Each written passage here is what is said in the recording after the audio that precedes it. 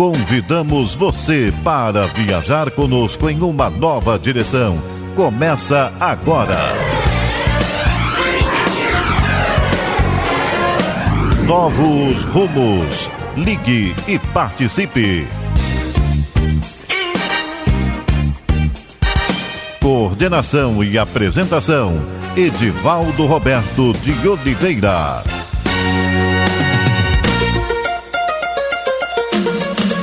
Olá, queridas e queridos. Esta é mais uma edição do programa Novos Rumos por um Mundo Melhor. Edivaldo Roberto é o meu nome. O tema do programa Novos Rumos de hoje é religião, crença e fé. Em Hebreus, no capítulo 11, versículo 1, encontramos: a fé é a certeza de coisas que se esperam, a convicção de fatos que se não veem. Paulo. O que é a fé? Crença e fé são a mesma coisa, ou melhor, uma e outra têm o mesmo sentido.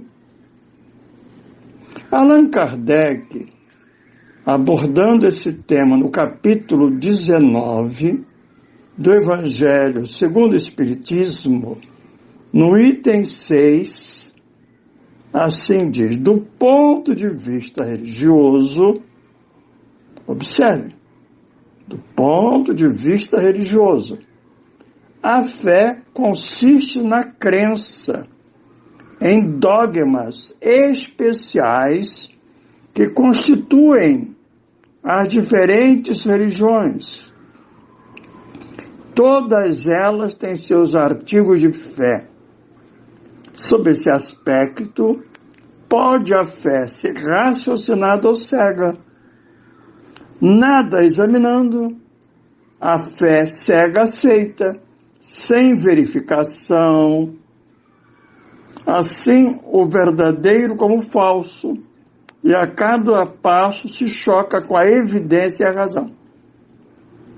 Levada ao excesso, produz o fanatismo.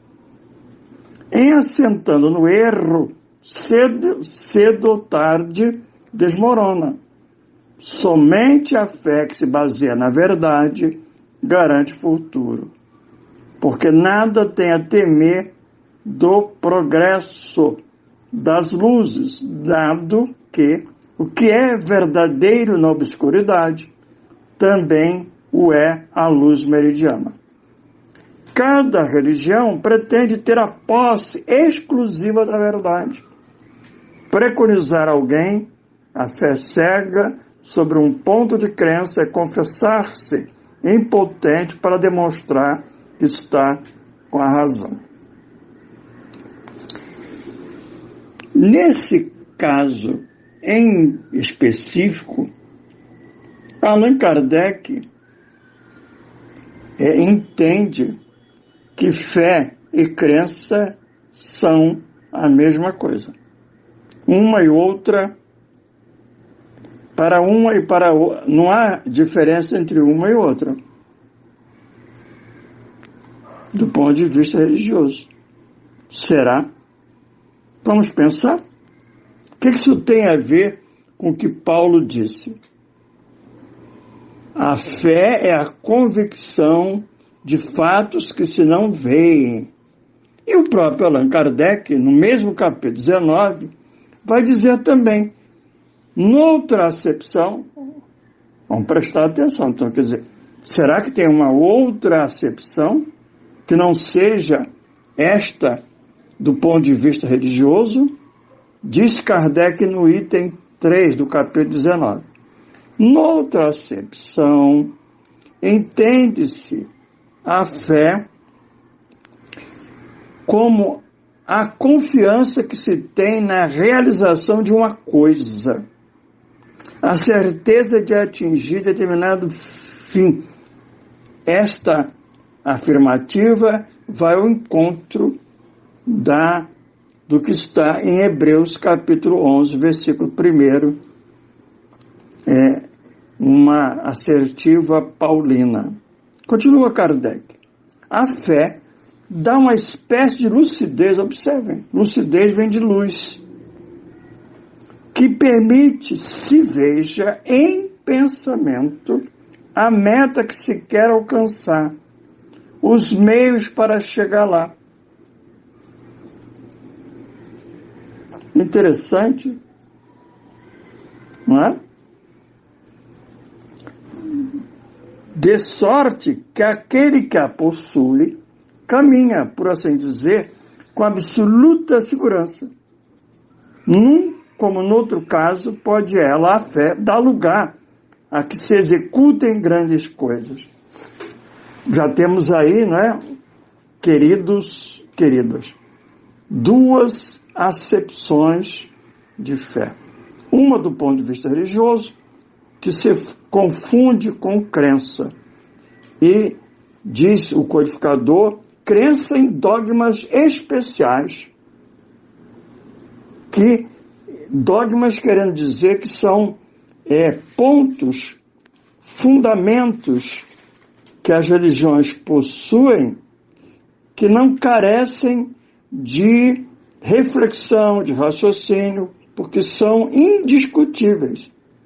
São pontos considerados fundamentais, certos, e que não merecem, não devem ser questionados de nenhuma forma. Mas há uma outra, apontada pelo próprio Kardec, né? Uma outra acepção. Fé como confiança que se tem em realizar uma coisa, de alcançar um futuro, de atingir determinado fim. Vamos adiante?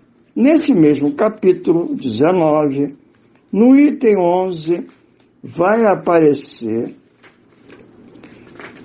no item 12, melhor dizendo, a fé humana e divina, vai aparecer uma outra acepção. Olha só, interessante. No homem, a fé é muito interessante no homem, né? Na pessoa humana. A fé é um sentimento inato. Por que na pessoa humana? Por que precisar na pessoa humana? É o sentimento inato dos seus destinos futuros, indo ao encontro do que Paulo dissera e o próprio Kardec no item 3 do capítulo 19. Bem diferente de dizer que fé é crença em dogmas especiais, em verdades inquestionáveis, que são propostas e mais do que impostas pelas religiões. Ainda mais, diz o texto do item 12, capítulo 19, é a consciência que ele tem das faculdades imensas depositadas em germen, no seu íntimo, a princípio em estado latente, que cabe ao próprio homem acordar e desenvolver. Então vemos aí 3 acepções de fé.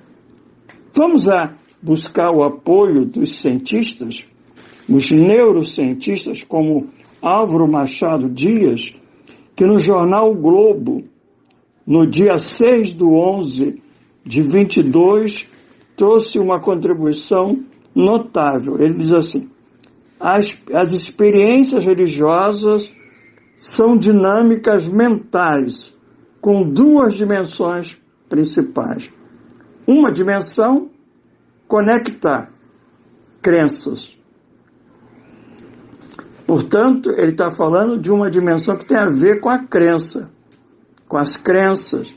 E, desenvolvendo um pouco mais, o neurocientista, professor Álvaro Machado diz, em se referindo ao cérebro, fala, envolve as regiões do córtex pré-frontal ligadas à cognição social. Vejam bem, é o que ele complementa. Isto quer dizer simplesmente que as crenças se sustentam mais na credibilidade gozada no grupo que no escrutínio dos juízos particulares. Olha aí a crença ou a fé na perspectiva das religiões. É um aprendizado social em grupo, portanto, na grey. Vale para aquela grey, para aquele grupo, né? Ali as pessoas vão convivendo e vão retroalimentando uma visão muito interessante, né? A outra, a segunda dimensão, segundo Álvaro Machado Dias, é aquela que abarca o senso de presença, a relação com o divino, experiência de revelação. Esta compõe a base espiritual da fé, a qual é bem menos dependente das representações verbo-ideativas. Parece que esta dimensão não se aprende, não se dá como a crença num aprendizado, num livro, numa pregação, na convivência naquele grupo religioso. É interessante, né? Vamos pensar nisso? Pois bem, para aprofundar essa questão, vou contar com a contribuição do professor Luiz Augusto, médico, professor, num curso de medicina no Mato Grosso, em Cuiabá. Vou passar a palavra para ele, para que possamos ouvi-lo e pensar no que ele vai dizer. E assim terminaremos o primeiro bloco. Até já. Boa tarde a todos os que nos ouvem e nos assistem pelas ondas de rádio, pela rede mundial de computadores, nas redes sociais e YouTube.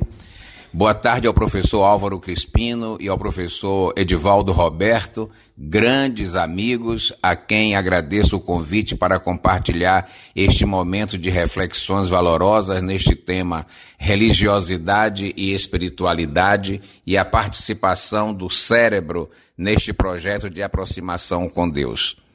As localizações cerebrais sempre representaram um grande desafio para médicos e cientistas e pesquisadores, constituído por dois grandes hemisférios, separado por uma fissura longitudinal e cada hemisfério dividido em 4 lobos, frontal, parietal, occipital e temporal. As funções básicas do sistema nervoso são a motricidade e a sensibilidade que, associadas, vão determinar a missão essencial do sistema nervoso, que é adaptar o ser vivo ao meio ambiente. Todo o sistema nervoso é um mecanismo sensitivo motor. A sensibilidade é a função pelo qual o organismo recebe informações indispensáveis à conservação do indivíduo e da espécie. O músculo é o órgão motor responsável para que seja realizado qualquer tipo de movimento, formando assim uma íntima relação entre sistema muscular e funções motoras e glandulares. Quando se fecha os olhos, toda a atenção antes direcionada para a pessoa, para fora da pessoa, passa a ficar em função do que se pode chamar a um aumento da propriocepção. A percepção que temos de nós mesmos se equilibra em grande parte pela orientação tridimensional que se recebe do ambiente. É espantosa a capacidade dos cegos em perceber a presença de pessoas, sons e cheiros muito antes de pessoas que enxergam. Com o desenvolvimento das potencialidades do corpo físico, se consegue lastro para novas aventuras no desenvolvimento das capacidades dos corpos mais sutis, da mente e das competências espirituais. Auxilia a manter com a maior serenidade possível nas sensações físicas de dor, faz com que se perceba erros de postura e permite caminhar na busca pelo autoconhecimento. O córtex cerebral tem sido objeto de meticulosas investigações histológicas e pode ser dividido em numerosas áreas citoarquiteturais, havendo vários mapas de divisão. A divisão mais aceita é a do alemão Corbinian Brodmann, que identificou quase 50 áreas designadas por números, denominadas áreas de Brodmann, muito conhecidas e utilizadas na clínica e na pesquisa médica. Todo o córtex cerebral é organizado em suas áreas funcionais que assumem tarefas receptivas, integrativas ou motoras no comportamento.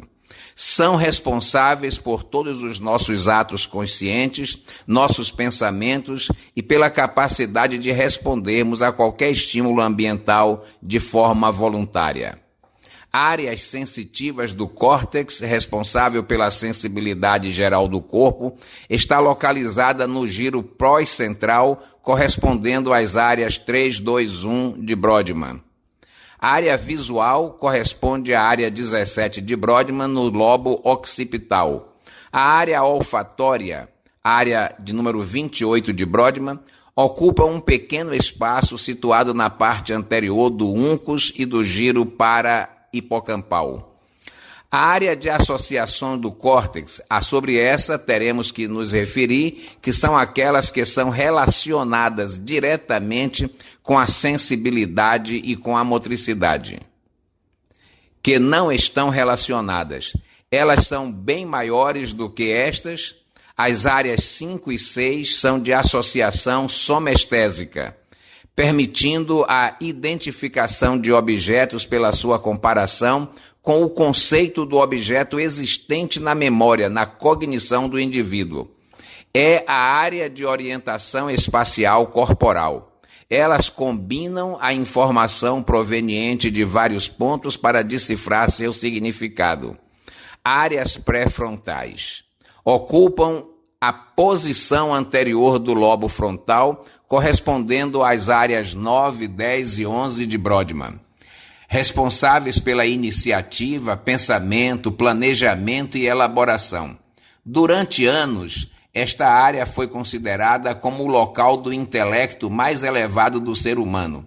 Estudos recentes têm demonstrado que todas as porções do córtex que não estão relacionadas com sensibilidade e motricidade são importantes na capacidade de aprender informações complexas.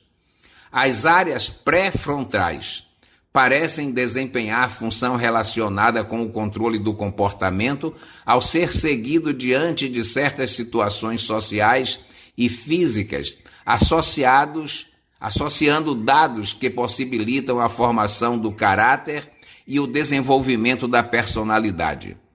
Tem relação com o senso de moral, de respeito humano e do humor.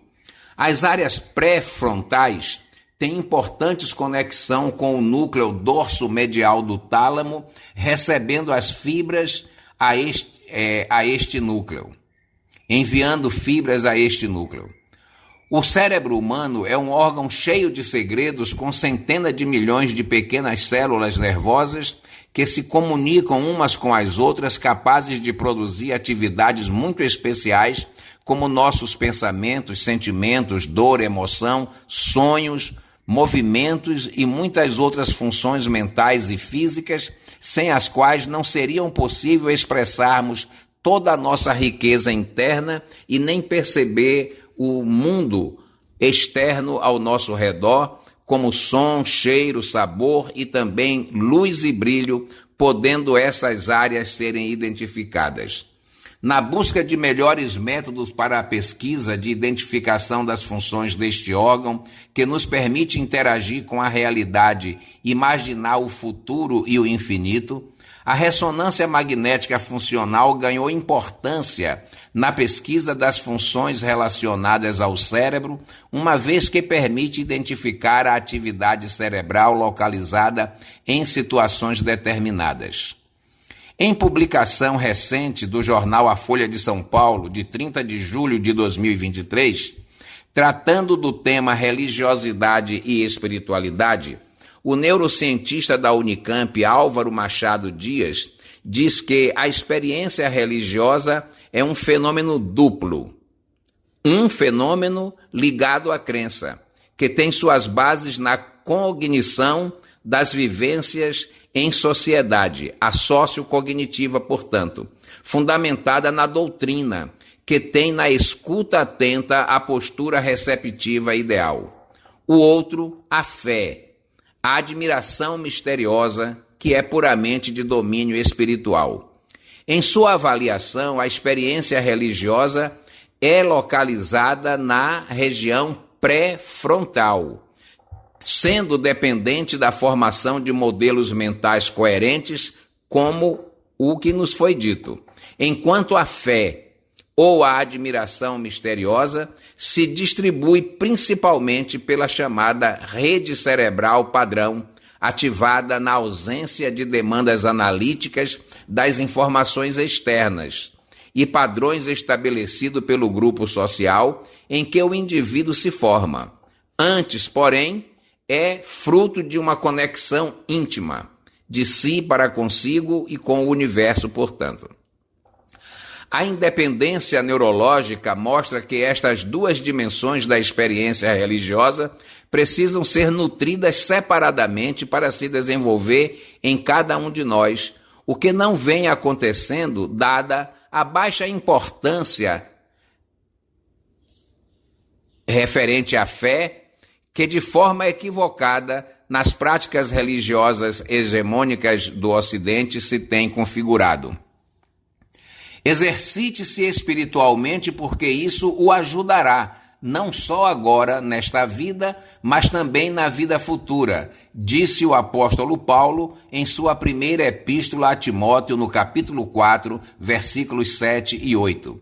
E essas palavras nos remetem a essa rede cerebral padrão, ativada pelo domínio espiritual, que, segundo o autor Dr. Álvaro Dias, está nos chamando a atenção nas relações do pré-frontal. Formas dissonantes do pensamento e da prática religiosa de algumas religiões reforçam a prevalência de que a Terra é um lugar de sofrimento. Alguns de nós dizemos: aqui viemos para pagar os nossos pecados.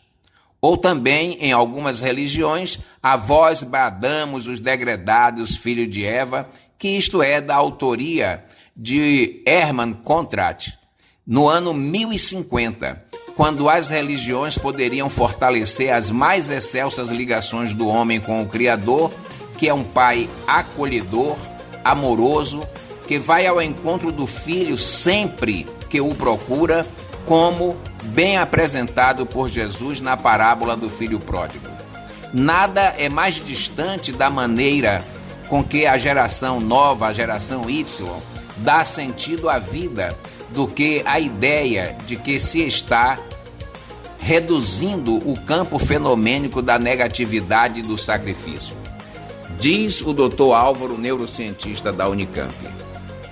É tempo, portanto, de estreitarmos nossa ligação com Deus no amplo espaço da nossa própria intimidade, através da meditação profunda, do silêncio anterior, ampliando a nossa autopercepção e a nossa relação com a felicidade, que é o reino de Deus, a casa do Pai que habita em nós e jamais distante de nós, e que seguramente pode e deve ser construída por nós, em nós e para nós. Um grande abraço para todos, muito obrigado da audiência, da oportunidade de estarmos juntos. Continue participando, está no ar. Novos rumos.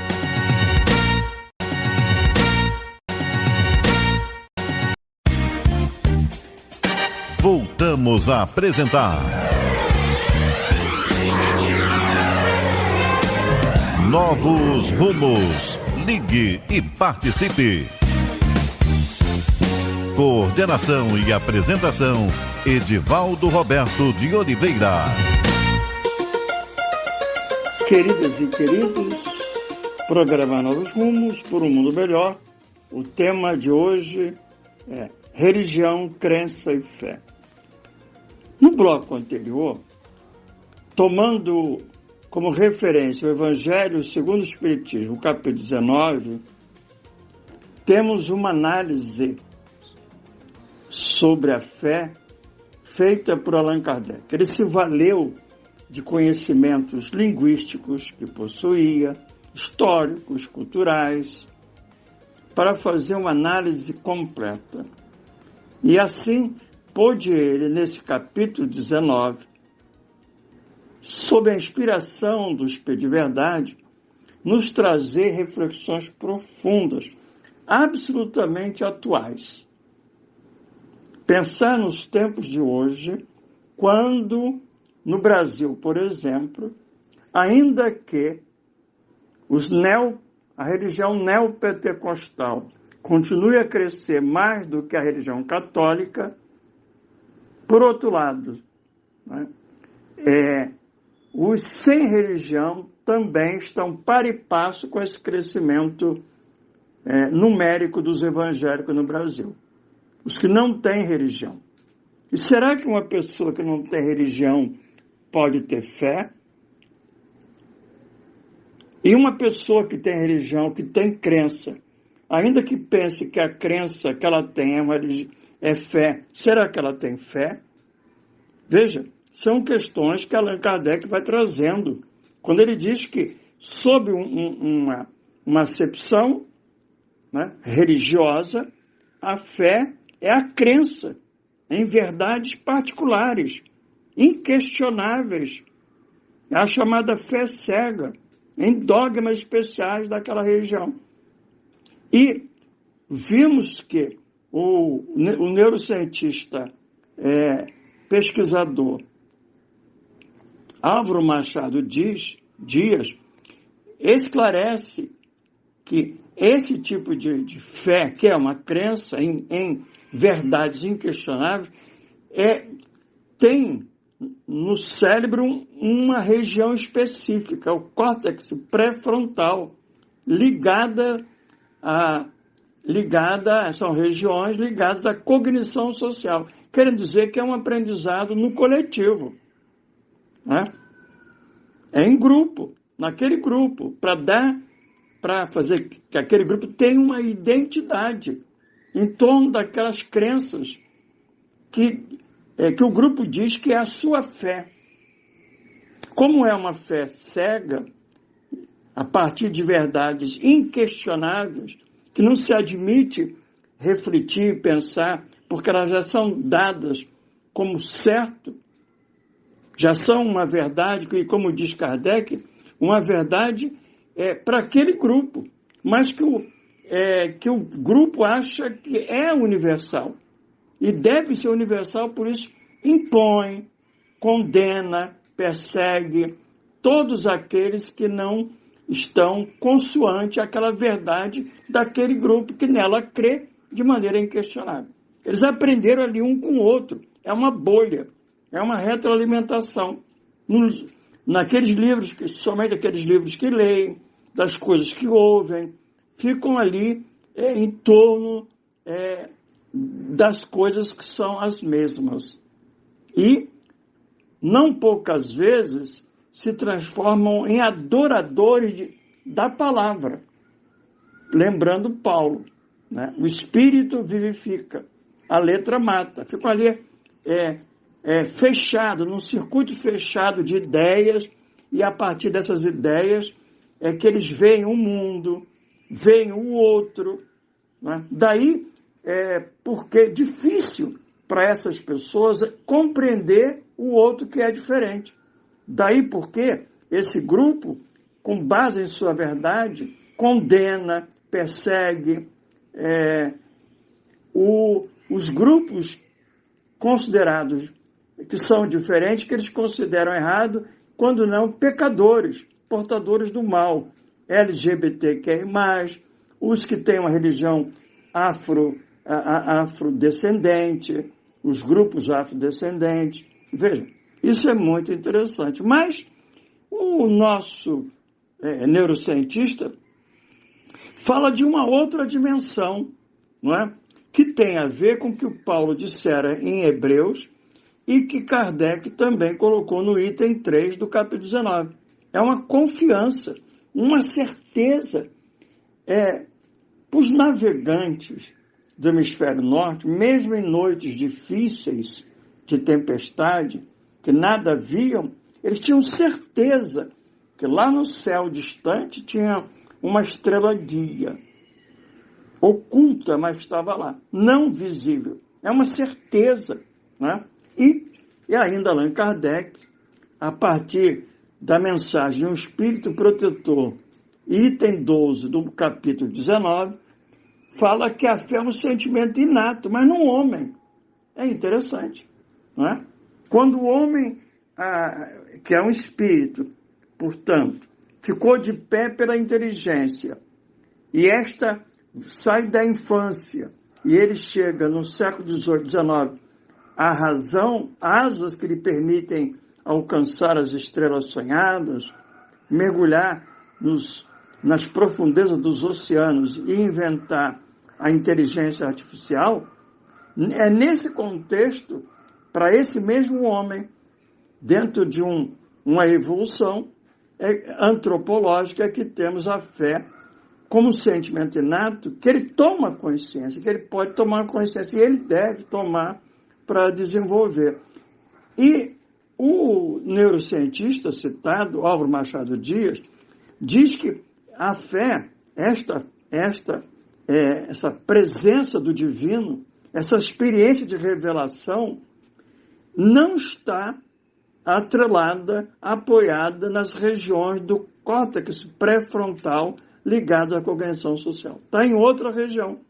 Diz ele, essa base espiritualizada é bastante ligada a um conjunto de estruturas cerebrais mais ativadas quando deixamos as coisas rolar no plano mental, que quando nos esforçamos intelectualmente. Ou seja, quando a gente deixa de ficar escarafunchando intelectualmente, a gente faz silêncio, faz um staccato igual na música, tá? Aí essa condição aflora. Enquanto a outra, a crença, requer um processo de cognição, portanto um esforço, até para acreditar de maneira inquestionável naquilo que lhe é passado, ele tem que ler, ele tem que ouvir, né? No caso da fé, como uma presença, uma relação direta com o divino, uma experiência de revelação, não. Ao contrário, ele tem que sair esse escarafunchar intelectual. Tem que fazer silêncio, tem que parar, tem que dar um tempo, orar, meditar, é muito interessante. E aí o neurocientista vai fazer uma comparação muito curiosa. Tudo isso nos foi explicado pelo Dr. Luiz Augusto na sua contribuição, ele como médico, né? O doutor, voltando ao neurocientista, ele diz que essa autonomia funcional, que tem a ver com a fé, marca diferenças entre o Ocidente e o Oriente. Para o Oriente, práticas de conexão espiritual, essa vivência, são menos dependentes de credos e igrejas. Eles não dependem de credos e igrejas, né? Não dependem. Eles buscam o silêncio, a interiorização, né? O estar em solitude, não em solidão, né? E não com um barulho interno, né? Ainda mais nos tempos das redes, conectado em várias redes, no celular. Não, ele tem que parar, fazer silêncio. Isso é muito, muito, muito interessante, essa diferença, né? A fé, que é um sentimento inato, que nos coloca, nos traz o futuro para o presente, o futuro que não existe, aquilo que se tem certeza, como aquela estrela que está oculta lá para os navegantes da região do hemisfério norte, é a fé. Então, a fé é isto. E muito curioso que num livro de José Raul Teixeira, médium, Espíritos é a sua mãe, Benedita Maria, quando ela fala de fé, ela diz assim: que o fenômeno da fé pertence à vida. E ela complementa, para se ter fé, não é preciso ter religião institucional. Veja. É preciso conhecer, pensar e sentir, isso sim, dando margens para que o coração, as emoções, não seja abafado pelos gorjeios da razão. Né? Que a razão não se sobreponha ao afeto, à emoção, mas igualmente que a razão não se amolente com as emoções perturbadoras, que haja um equilíbrio.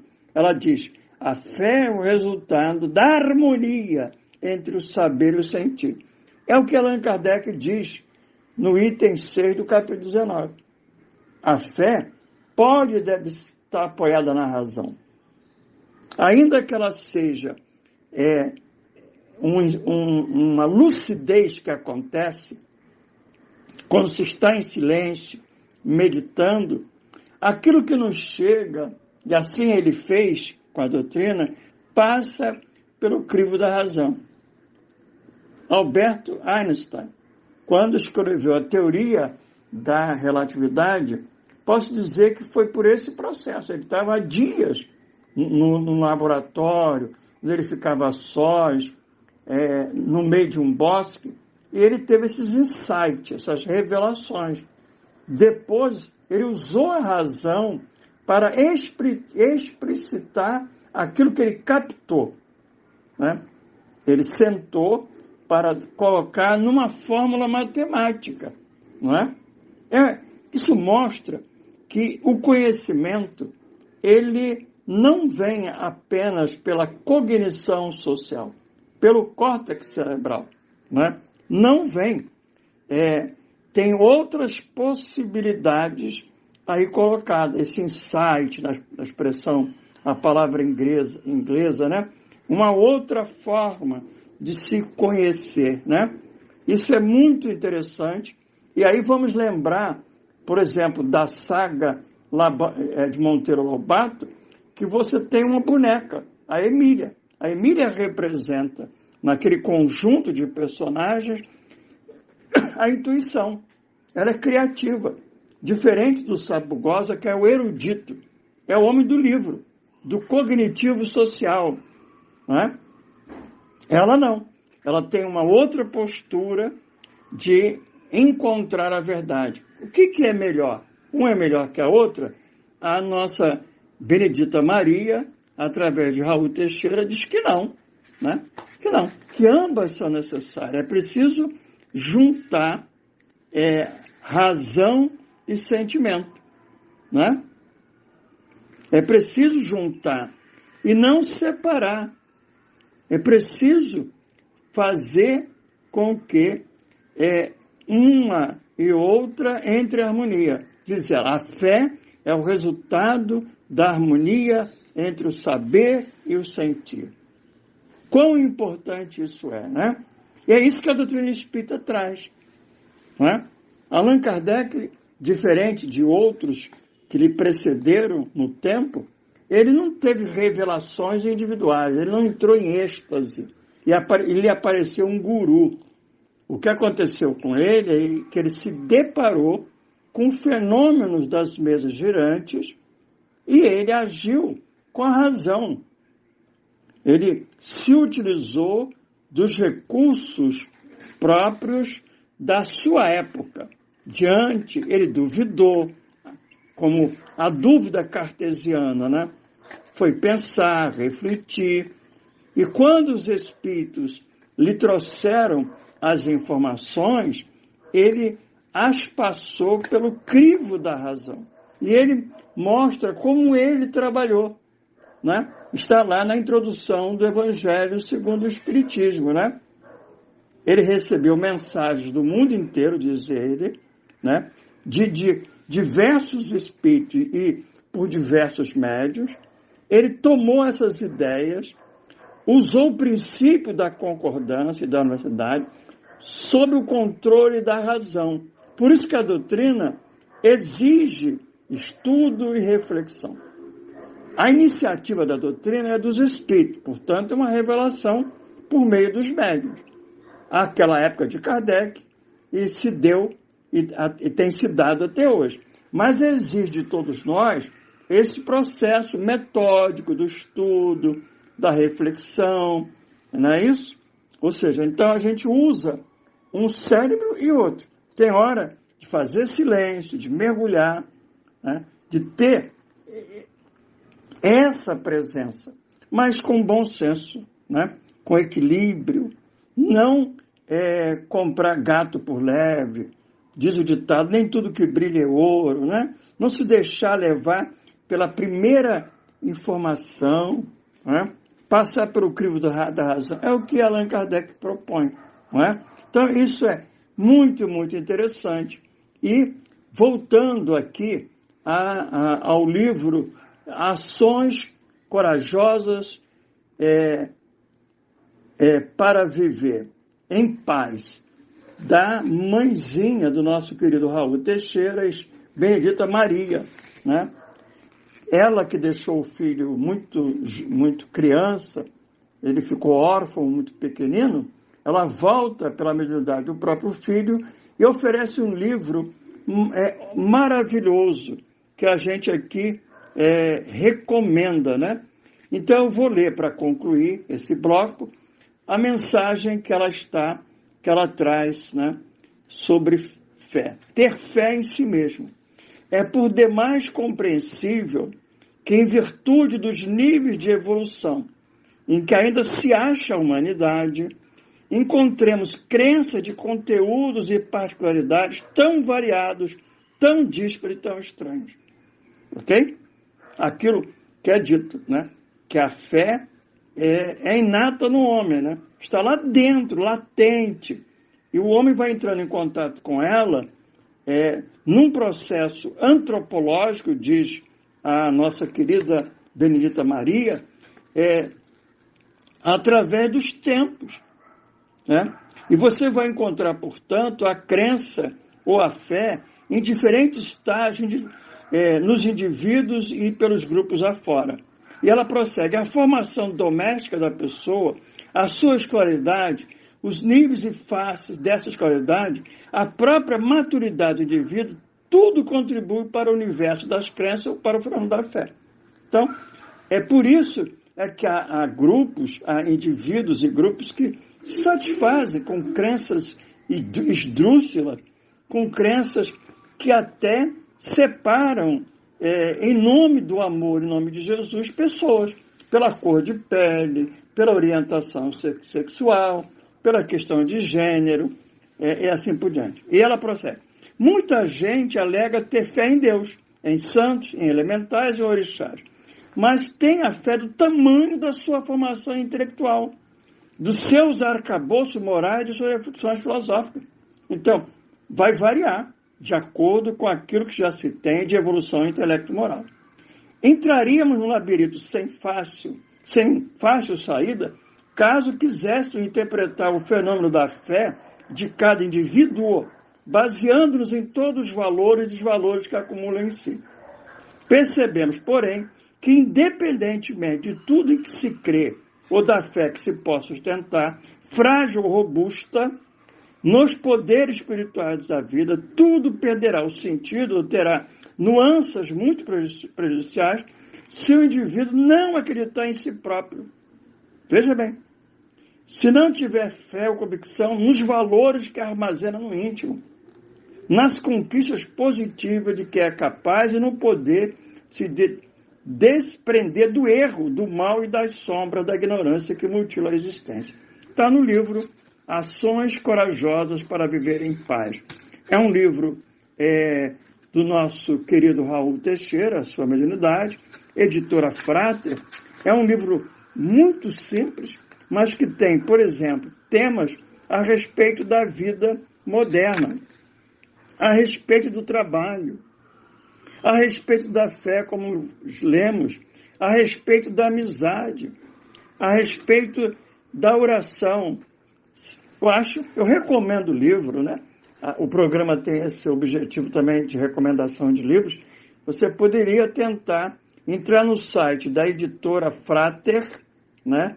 e procurar esse livro, Ações Corajosas para Viver em Paz. É um livro excelente para se ter a cabeceira antes de dormir, para as reuniões de estudo em casa com a parentela, os filhos, porque ele é de simples leitura, mas mensagens objetivas e profundas para o dia a dia, né?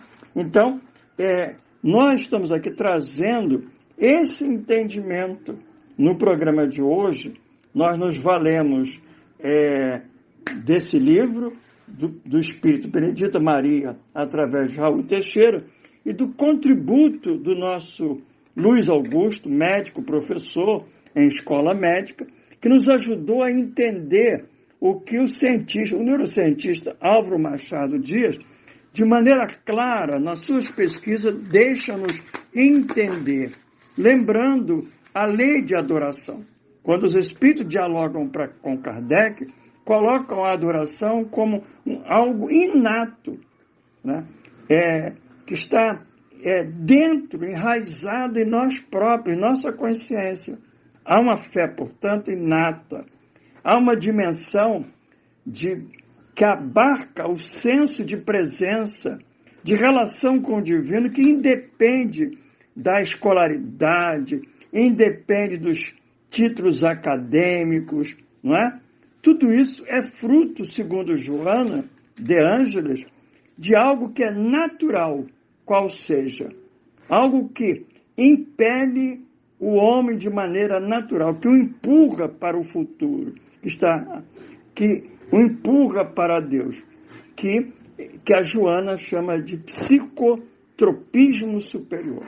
Não há um fenômeno no mundo da flora, no reino vegetal, que é o heliotropismo, que é algo automático, não é? A plantinha busca a luz, nós, espíritos, criados simples e ignorantes por Deus, sobretudo na condição humana. Olha que interessante. De um lado, a razão, trazendo o progresso e trazendo ainda, às vezes, o não progresso, na dialética do joio e do trigo. Nesse mesmo homem racional, que se orgulha da ciência racional, por vezes tentando negar a evidência de Deus, né? Como diz a benfeitora Joana, Deus, ele não é arrogante, não é prepotente, mas ele assina a sua obra, diz ela para Divaldo. São as flores. As flores representam a assinatura do artista divino na obra que ele fez, né? Então, existe um movimento de deutropismo, ou psicotropismo superior, diz Joana, não é? E é isso.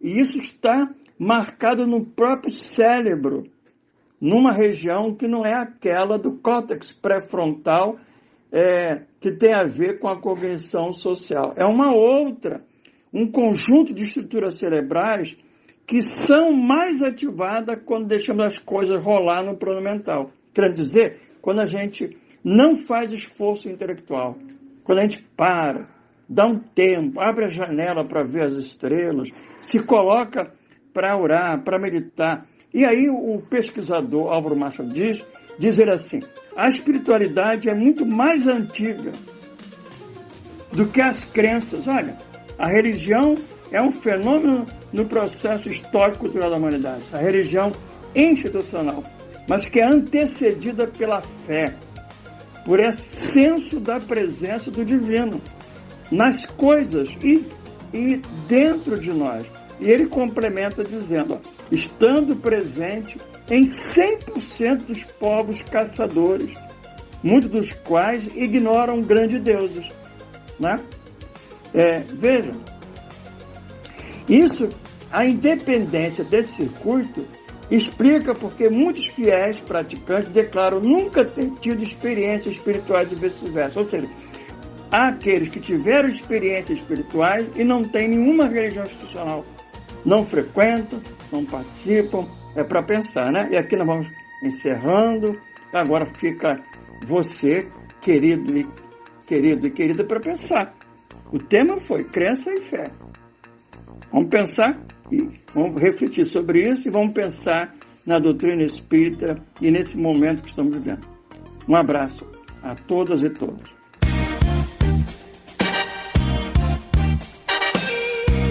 A Rádio Rio de Janeiro apresentou Novos Rumos.